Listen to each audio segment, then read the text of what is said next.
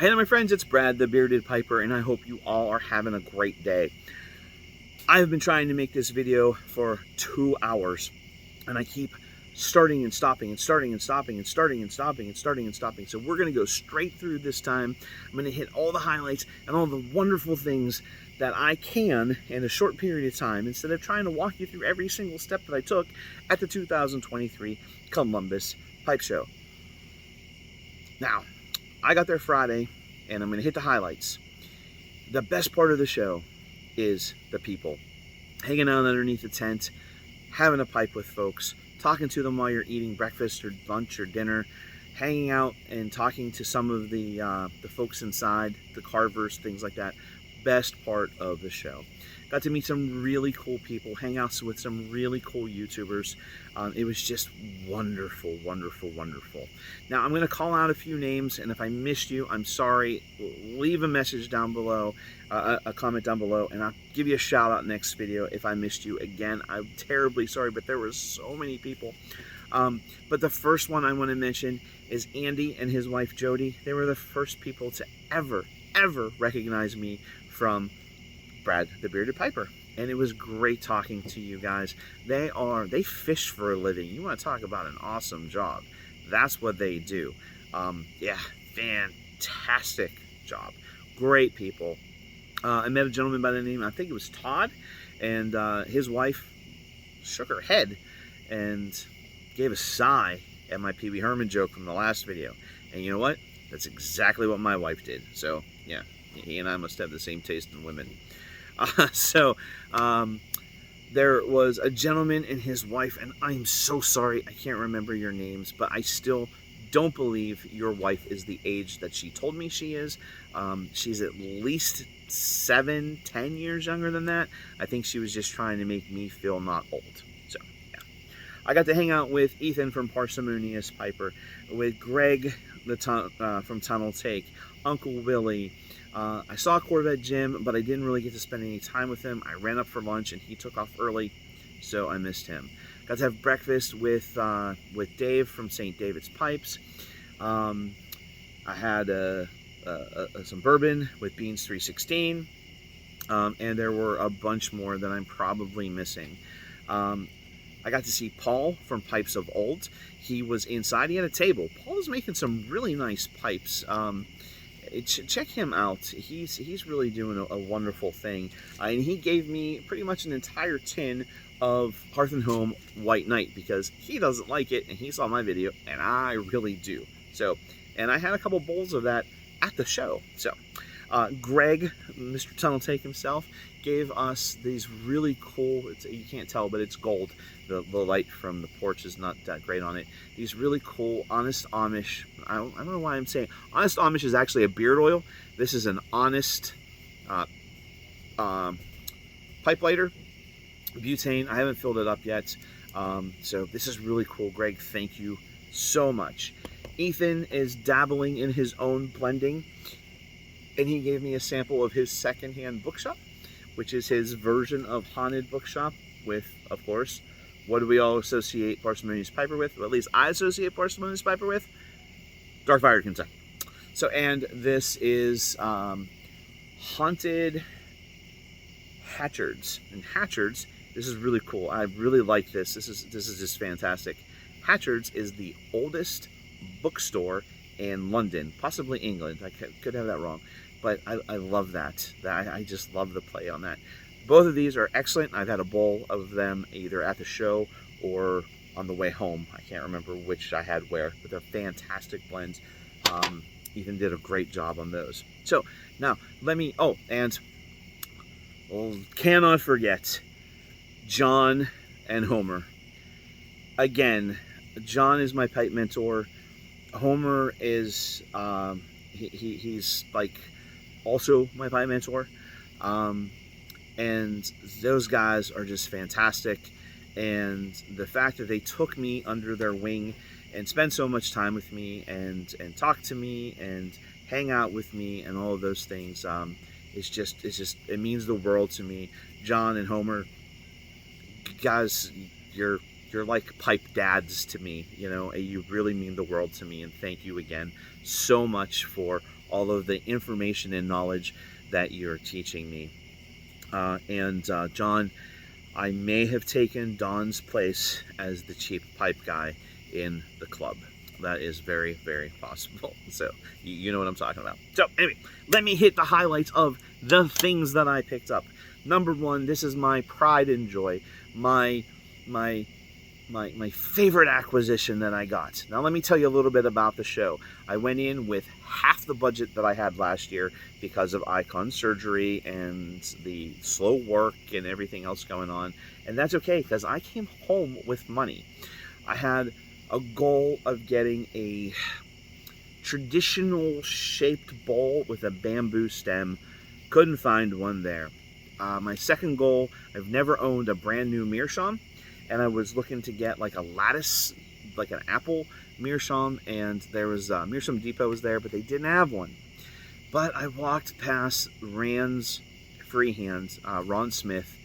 I walked by his table, and every time I walked by his table, there was a pipe on that table that I looked at. I didn't pick it up, I looked at it. I just thought, my gosh, that pipe is fantastic. Friday, I looked at it. All day Saturday, I looked at it. Finally, late Saturday afternoon, well, it was mid-Saturday afternoon, I stopped and I picked it up. And that is this absolutely gorgeous Rhodesian. Now, Ron Smith makes a beautiful pipe, and the thing that I love most about Ron's pipes is the engineering and the detail he puts into the airway. That is the thing that is just spectacular about his pipes. Open draws, fantastic performers, and before he takes your money, he shows you that a pipe cleaner will pass through. I just love the color and grain of this pipe, and you know, John told me that if you walk by a table and you look at the same pipe 3-4 times, you know that's the pipe for you, and that's exactly what this is. Now, my second favorite pipe of the show is one that John and Homer and John from Detroit and everybody else at the table liked to tease me a little bit about, and that is, now let me tell you a story about this one. For the longest time on the Happy Piper, I watched them on their Tuesday night and Friday night Facebook Lives. I've seen these pipes. They're intriguing to me. I think I really want one of those, but I never pulled the trigger. And finally, I'm like, you know what? I want to try one in the worst way. They're not that expensive. I was done with everything else. I really, I thought about this for so long. I had to pull the trigger, and I picked up a Nording compass. And these guys teased me about this pipe. Are you ready? Boom! It's nice and blue. How about that? These are a metal stem. They have a metal wrap around here, the bowl. I think that's composite, but they have a briar insert. And John, last night on Saturday night, had a old tin of Deep Hollow, McClellan Deep Hollow, and I said, I'm going to break my pipe in with that. And he's like, oh, no, you're not. Not with this good stuff. So instead, I used my Northern Briars Bent Bulldog as a tribute to Bill. You know, Bill's spirit was there with us. It was one of Bill's pipes, and I love that pipe for multiple reasons, but one of the reasons is that Bill's legacy in the pipe world. Bill Kotick, who was a member of the Pittsburgh Pipe Club, I've talked about him before. I didn't know him really well, but I feel like I know him really well because of the Homer and John and the legacy that he's left behind. So John had one bowl of the Deep Hollow left, and he said, get out your ugly pipe. And that's what I broke this pipe in with. So, all right. So we got that one. I picked up a new K-Woody. This is a K-Woody relief grain. It's a modern day K-Woody, which is a push-pull stem. If you're not aware, it's public knowledge, so I'm not passing anything off that other people at the show didn't know. But Bill, the owner of K-Woody, he's having some health issues, and I had to get one in case, you know, just in case. So in case they're not around anymore. I traded a Boswell straight up for this Kamoy. Now this is a modern day Kamoi. This is a post 1980 Kamoi, so it doesn't have the inlaid C, and I knew that when I made the trade. But I like the shape of the little volcano. I like the curve. It's a little short than I normally have, but I really, really like this pipe. Now, the guy I traded my Boswell with, it was a lopsided trade, and I wanted to make sure he didn't sell the Boswell for the same price he had this Kamoi, because it was worth a little bit more. Not a lot. We're talking like 10, 15 bucks. And he's like, are you sure you're okay with this trade? Or are you okay? Are you satisfied? I'm like, I'm fine. Yeah, I'm good. I'm good with the trade. Yeah, because I'm going to use this pipe. I'm not going to use that one again. And that one was the big volcano that I had that I picked up in April. Man, this is just so much better. That pipe and I didn't get along. Now, let me get into the blends. I picked up a couple tins of the Club's 2023 blend, which is the Founder's Favorite. So you can see it says it right there. It's the 2023 30th anniversary blend.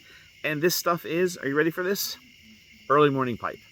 Last year, it was Curmudgeon in a Can, which I believe was a blend that was put together for the club by GL Peace, and I think Cornell and Deal blended it and tinned it for them. But this year, it's Early Morning Pipe, and I'm not 100% sure of the story, but because it's called Founder's Favorite, I'm guessing that this is specifically because of the founders. It was probably their favorite. That's why they call it Founder's Favorite. I'm going to throw an L in there and call it a flounder, because that's what Andy and Jody do. They fish for a living, because that's super duper cool. And then I picked up a couple tins of the Sutliff had this 30th anniversary blend there. It's kind of a hodgepodge of a bunch of different things. Balkan, maybe? I was going to say, I'll call it a Balkan. Latakia forward, and it's really good. I got 2 tins, one to age in. I opened one at the show in case anybody wanted to try it, because it was not that expensive if they wanted to go in and pick up some. I also picked up a sample of each of the new Pipe Force from Sutliff that's coming out. Each one of these bags, are 6 of them that are coming out. It's kind of fun how they did it. It's kind of a homage to Star Trek, Star Wars type of a thing with the artwork and stuff like that. And they're going episode 4, 5, 6, and then episode 1, 2, 3, and that's it. It's a 6 blend series. Now, if you know anything about Star Wars, there were 9 of them. They started with episode 4, which is Star Wars. Empire Strikes Back was 5. Return of the Jedi was 6. And I am not familiar with what order the names are of the newer ones. But then there was episode 1, 2, and 3. And then George Lucas sold to Disney. So episodes 7, 8, and 9 aren't the most popular with the fans. So Sutliff's not doing the 7, 8, and 9. They're just doing 4, 5, 6, 1, 2, 3. So there you go. I picked that up as well. And that's it. That's it. Oh, and I managed to pick up a couple Brighams that need a lot of work, or not a lot of cleaning up to do. And I didn't realize this when I picked them. I got them out of a hey, here's a box of poopy pipes. And this one here is really cool. They're both 3 dots. This one's a nice little pot. It'll be fun to clean up. It needs to be deoxidized. It has an aluminum tenon. And this will be really cool to clean up. And this one's the same way. This one I really like because the square bowl of it, but I didn't pay attention, and it has a big nick taken out of the button. And I'm like, oh, I was showing this stuff to my wife, and she was pretending like she cared. And I'm like, oh, how did I miss that chip? And she's like, because when you're excited, Brad, you don't pay attention to detail. And you know what? She's right. I don't. And this is proof. But guess what? I don't care, because I'm going to try. I've seen it online, and I thought, one of these days I'm going to pick up a pipe that's going to be broken like that, and I'm going to try what they do online, or what I saw on the YouTube, and they're going to cut it and then take some jeweler's files and try to put my own button on the end of it. It'll make it a little bit shorter, but it will also make the pipe usable again. So that'll be pretty cool to do, and I like to fiddle around with that stuff. It'll be a while before I get to it, because I got to finish my room out in the garage. And I'm still doing a lot of extra work for work, because I'm learning, right? So that's it. That's what I got. I'm gonna go back and try to. Oh, look how beautiful this pipe is. It's just absolutely gorgeous. Again, Ron makes a beautiful, beautiful pipe. A really, really reasonably priced. Just wonderful, wonderful pipe. Now, let me tell you about some of the stuff that I saw that I thought was really super cool. There were some. I didn't see. There were a couple Dunhills. Corvette Jim picked up a nice. I think it was a 1958 Dunhill. And I saw some really cool JVDs. I almost picked up a Savinelli 320KS from Blue Room Briars. It was an estate pipe, and it was cleaned up, and it was in really good condition. They were asking like $60, $65 for it. But I waited, and I'm glad I did. Whoever got it, I'm happy for them. I never went back to buy it, but I just noticed it wasn't on the table anymore. But if I bought that, I wouldn't be able to get my blue pipe. And let me tell you, I dig this pipe a whole lot. And, you know, you folks out there that are traditionalists are like, oh my God, Brad, what are you doing? I love this pipe. It's really super cool. It's different. It's blue. And I think they make it in orange. I may buy an orange one next. And if they have a tan one, I may buy a tan one as well. And the reason for that is my dog Onyx, her color is blue. That's the color of her collar. Icon's is tan. It's actually coyote brown. And my boy Otto's is orange. And they make a pink one, and my girl Kimber's is pink too. So anyway, that's it. That's all I got for you, my friends. Long video. I wanted to keep it short. We're at 17 minutes right now. I'm going to pack up because my wife's like, hey, it's time to feed the dogs and go to bed. And she's right. So I'm going to pack up and go to bed. And I thank you again for everyone that I spoke to this weekend for making it such a wonderful, wonderful weekend. And I'll be honest with you, it ended in a fantastic, fantastic way. I hit the down button on the elevator. I was on the 5th floor. The door stopped, opened up, somebody got off. I got on the elevator, and it took me up to floor 7. The doors opened up, and there was Greg from Tunnel Take. And he got in the elevator, and I said, I don't know why I went up. And the reason was because the elevator was going up, I got on it. You know, it was going to go up to 7 and come back down to me. So, but I got on it, went up, there's Greg. We went down, and we were going to have breakfast together, which we didn't plan, but because of the elevator thing, we went to have breakfast together. He sent a text message to Ethan, and Ethan, his wife, Greg, and I had a breakfast, and I learned so much more about those guys, and especially Greg. Greg is a great man, and he has a really, really great story of life, and he's a solid dude. So and Ethan is the same way, and just a solid man. And I just really enjoyed that breakfast that I had this morning with those guys. You know, thank you. It meant a lot to me to be able to have breakfast with you guys and talk about other things other than pipes. So that's it, my friends. Remember, life is good, and it is better with a pipe. And yeah, it's better with a pipe and a friend to talk to.